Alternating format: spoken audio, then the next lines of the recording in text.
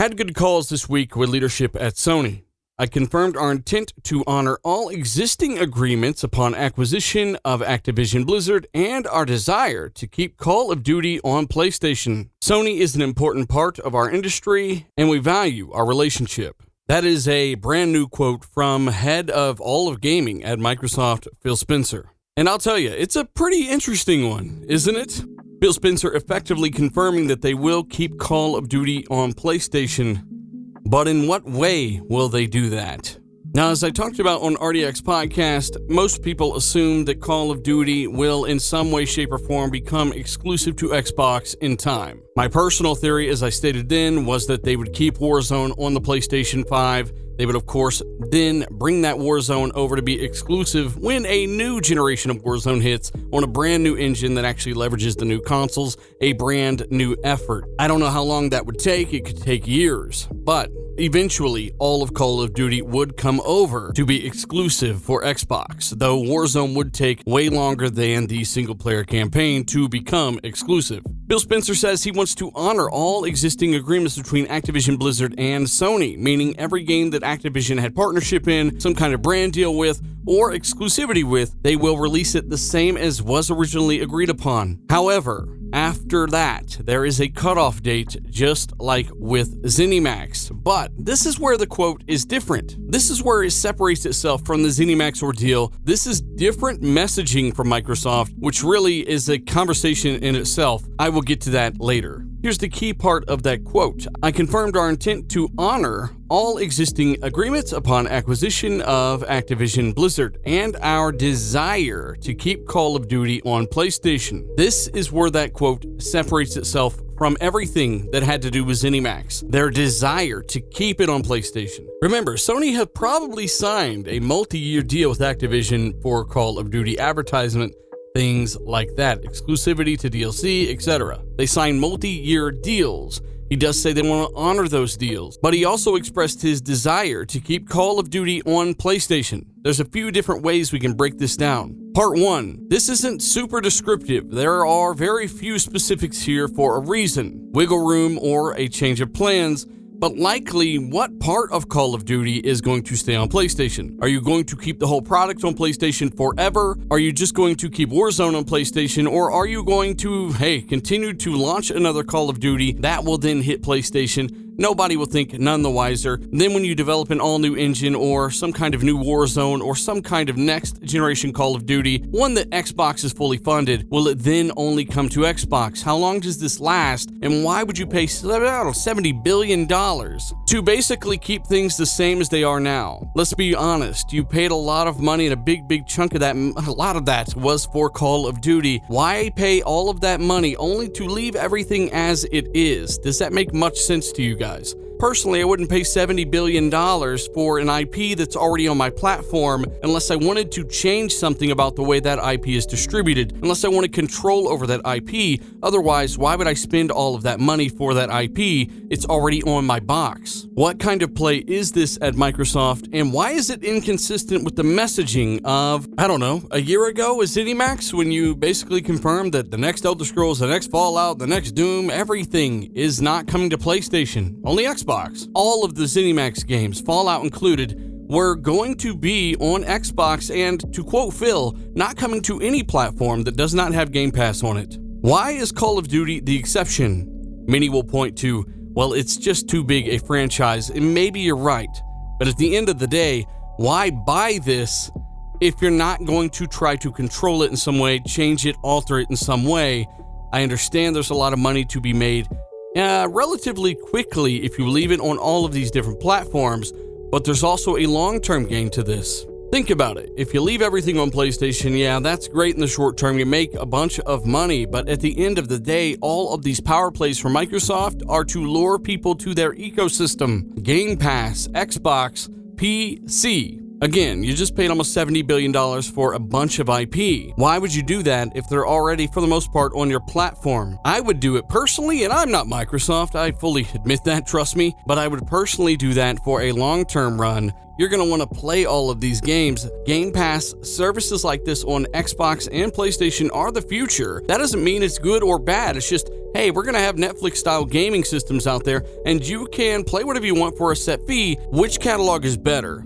How do you make a catalog better? You go out and you acquire massive publishers like this, and you hold those games inside of that ecosystem as a long-term play to increase your overall numbers, in the long run. Meaning you're going to have more subscribers to your service like Game Pass in the long run, which means over time you're going to build up so much more money, having that much more incentive for others to subscribe to your service. That's just my take on it, my opinion on it. What I saw them doing with ZeniMax, what I see them doing with ZeniMax, what they did with ZeniMax. They said, look, these games are not coming to any platform outside of the deals that they've already had before we bought them. They are not coming to any platform that does not have Game Pass. They literally did what I just said. They hold those games as incentives to come to their ecosystem. Now, in the long run, I get it. It's not exciting, but you do accrue more subscribers and more overall growth there. You change the way that those people game. They buy more games on your box. It all feeds into itself. But leaving Call of Duty on PlayStation is an interesting direction to go, which leads me to my next point. What version of Call of Duty? What part of Call of Duty? How are you going to leave Call of Duty on PlayStation? It was your intent to put Call of Duty or leave Call of Duty on PlayStation, but in which way? Because that's very important. Warzone is free to play on everything. The campaign, of course, costs money. Think Halo Infinite. They literally just did this. They released a free-to-play multiplayer. You could play the single player, you could buy it, you could get it in Game Pass. It was still up in the top on MPD, even though it was in Game Pass, the campaign. So again, this is kind of weird, and I wish they would be a little bit more specific, because as of right now, the more they say, the more questions they raise. They are literally contradicting their own logic behind their previous purchase, and while I do understand the scale of this one is a bit larger, the point of this acquisition is supposed to be the same as the point of the last one, which is to build the ecosystem, which is to lure people over, which is to provide yet another incentive for people to get Game Pass. Now, that's just me telling you what they've been doing, because that's what they've been doing, and they proved it by telling everybody they're not bringing these games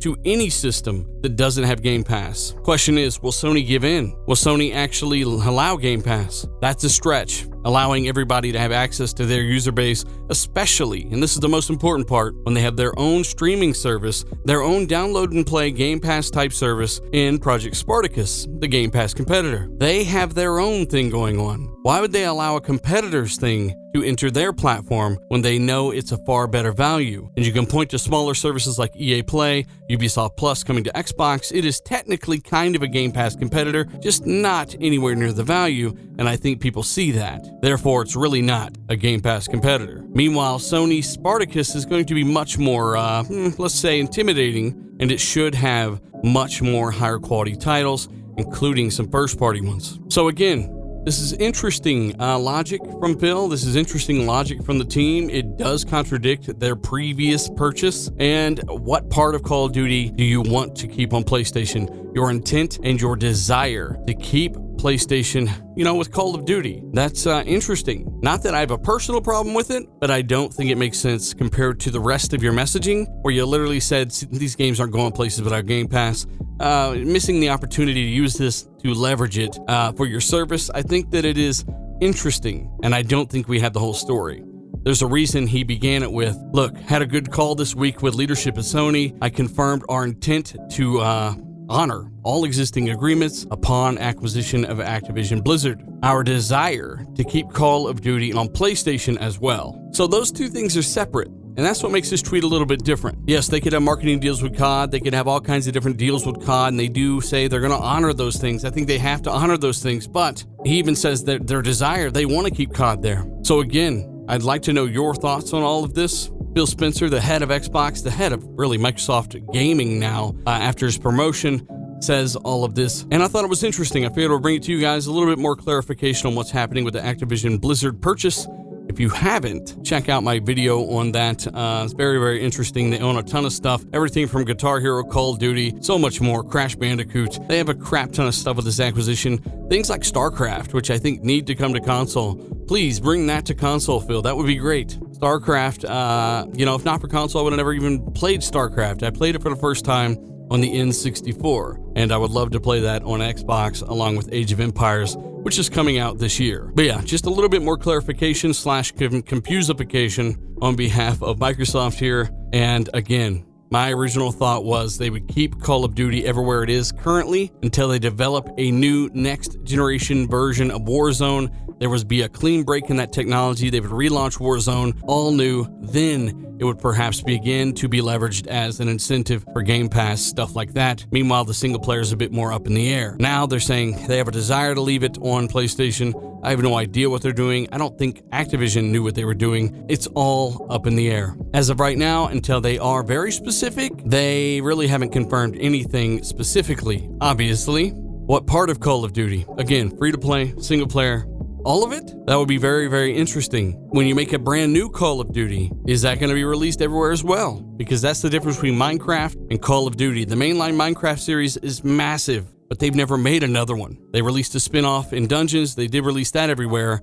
But again, that's a spin-off. And one of the biggest reasons they said they wouldn't bring games like Sea of Thieves over to PlayStation is because, some games need Xbox Live integration. Is Call of Duty not going to utilize Azure servers on Xbox? Are they going to keep these same garbage servers for Call of Duty? What are you telling us? Are you not all in with this? Are you going to be a middleman with this? Because if you are, you're really robbing yourself of Call of Duty's full potential with the best servers around, as well as a major incentive for something like Game Pass and the entire ecosystem. That's just my immediate thoughts. I will continue to play it, as I've always said, on Xbox. Let me know your thoughts on this, guys.